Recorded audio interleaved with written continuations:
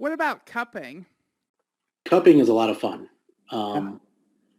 Cupping you can be very creative with, which is where I really enjoy.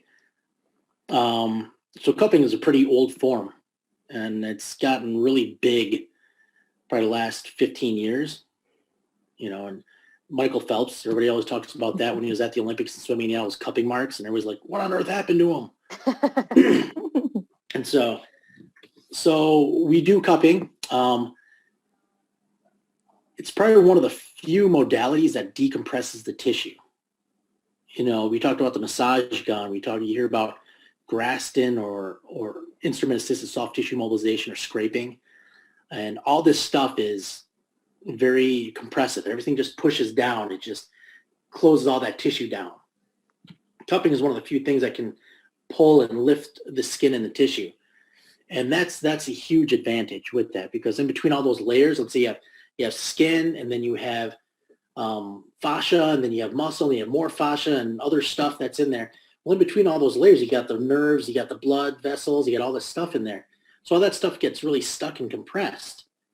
And of course we do the deep tissue work and the press, and we do this and it releases a little bit and it makes it a little bit easier. Well, all those layers also need to glide and move around on top of each other, for it to function properly.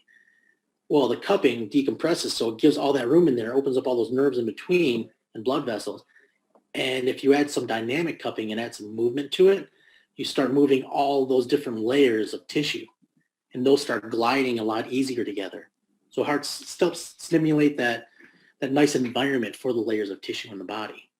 And it's amazing how they've been really fun to watch and put these on clients and have them move and do things, and doing a lot of before and after stuff.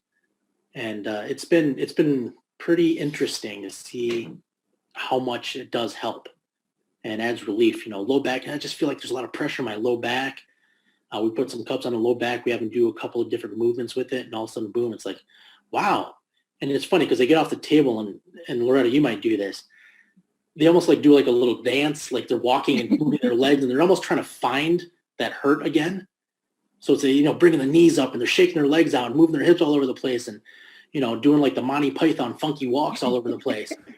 And so it's really fantastic to watch, because they're like, yeah, I don't feel anything. I'm doing all this. Yeah, I don't feel it. It feels pretty good. And that's really fun. And I go, and I guess I kind of coined that the happy dance, because they feel good.